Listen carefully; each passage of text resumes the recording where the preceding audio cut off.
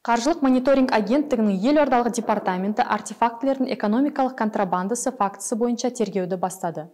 Ресей Федерациясының азаматы Нұр-Сұлтан қаласының халықаралық әуежайы арқылы жалпы салмағы 2 тоннадан асатын мамонттардың азуы мен жүнді мүйіз тұмсықтардың мүйізін Қытай Халық Республикасына контрабандалық жолмен әкетуге тырысқаны анықталды.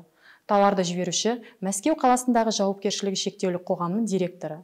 Палеонтологиялық материалдарды Қазақстан Республикасының аумағына әкелу және одан әрі Қытайға жіберу мақсатында Нұр-Сұлтан қаласында жауапкершілігі шектеулі серіктестігі тіркеліп, оның директоры Ресей Федерациясының азаматы тағайындалған.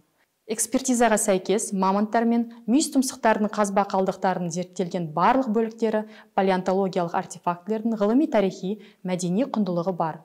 Олардың құны 173 миллион теңгені құрайды. Заңнамаға сәйкес, мәдени құндылықтарды Қазақстан Республикасының тыс жерлерге әкету тыйым салынады. Осылайша, ұсталған азамат аса ірі көлемде экономикалық контрабанда жасады деген күдікке ілінді. 2021 жылғы 1 қазанда күдікті ұсталып, соттың санкциясымен қамауға алынды. Өзге ақпарат тергеу мүддесінде жария етуге жатпайды.